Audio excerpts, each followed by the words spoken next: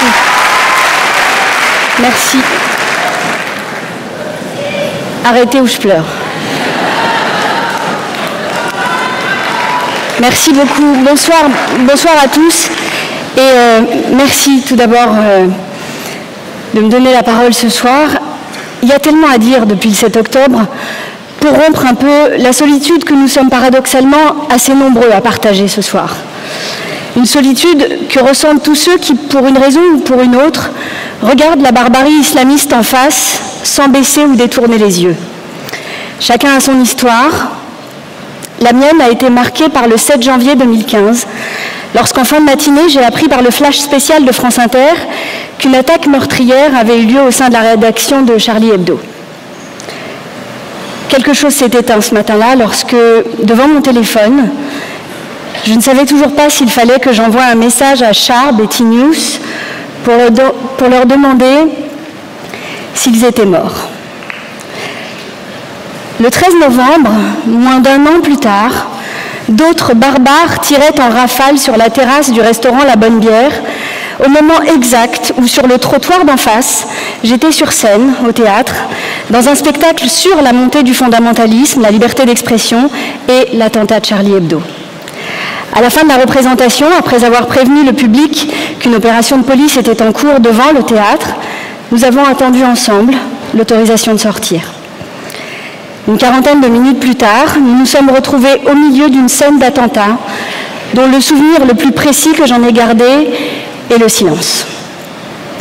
Voilà pourquoi, comme le dit Kamel Daoud, et parce que lui a été marqué à vie par l'un des pires massacres de la décennie noire en Algérie, je cite, « Quand advint l'horreur du 7 octobre en Israël, je fus doublement choqué, doublement piégé, doublement scandalisé, doublement muet et doublement en colère jusqu'à perdre les mots. » Je pense que tous ceux qui partagent la colère de Kamel Daoud et qui ont la lucidité de regarder la barbarie islamiste en face, partagent aussi le constat glaçant que la fatwa contre Salman Rushdie, les massacres de Zaratora, de la rédaction de Charlie Hebdo, de l'hypercacher, l'assassinat de Samuel Paty, de Dominique Bernard, le massacre des Yézidis, comme le pogrom du 7 octobre, ne sont pas des actes isolés.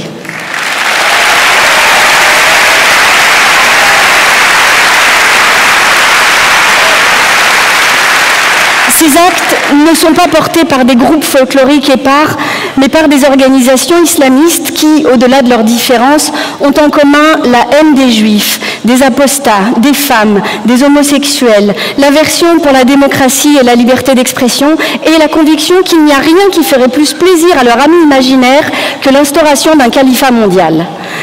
Ajoutons à ce socle commun un goût pour la barbarie et le sang, si possible filmé et diffusé en direct. C'est cette lucidité et cette colère que connaissent toutes les victimes des islamistes, à commencer par les musulmans n'ayant pas choisi de vivre sous le joug de leur terreur.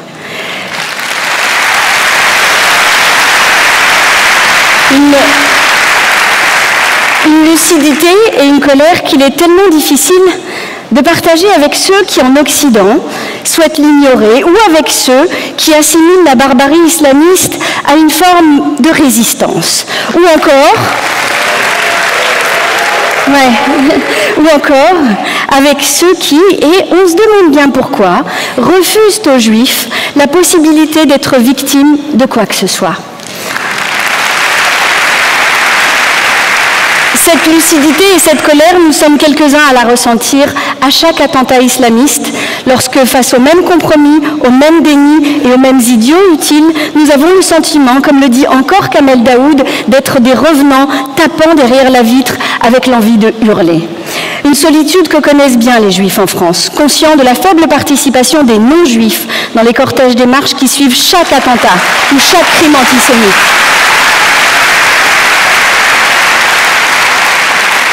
Parce qu'à l'exception notable de la formidable mobilisation de la marche du 12 novembre dernier, le manque de solidarité et de soutien ces dernières années a fini par peser. Un sentiment de solitude qui n'a pas manqué pendant la marche du 9 octobre, et pour employer un euphémisme, disons que le volume des soutiens des personnalités dans les jours qui ont suivi le 7 octobre n'a pas été de nature à troubler le chagrin et la peine. Pourtant, depuis le 7 octobre, nous nous sommes farcis le vacarme des relativistes et des adeptes du 8 mai qui ne semblent pas avoir molli depuis Charlie Hebdo et Samuel Paty. Pour l'anecdote, dès le 7 octobre, à 14h27, Jérémy Corbyn appelait à un cessez-le-feu tout en réclamant, je cite, la fin de l'occupation. Ouais.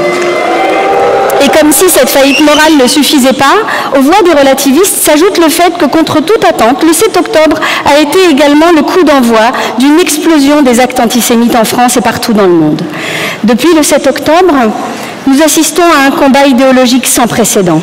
Un combat pour imposer l'idée que ce pogrom ne serait qu'une réaction plus ou moins justifiée à la politique menée par Israël, ou pire, une réponse légitime à l'existence même d'Israël.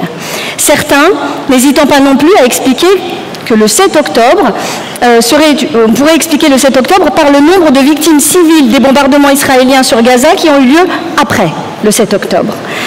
Comme si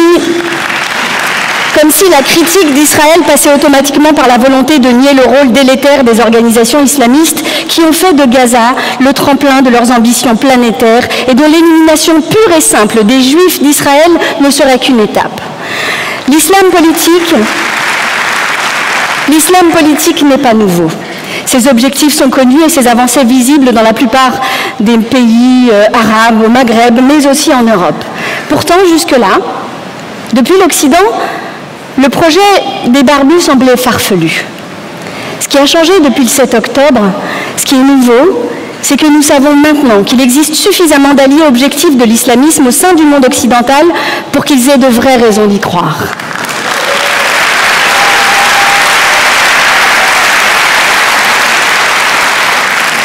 En ce qui me concerne, depuis un an, ma seule raison d'espérer, c'est l'idée qu'il existe une majorité silencieuse dans notre pays et à travers le monde, et que cette majorité silencieuse finira par prendre conscience que ce qui s'est passé le 7 octobre en Israël nous concerne tous.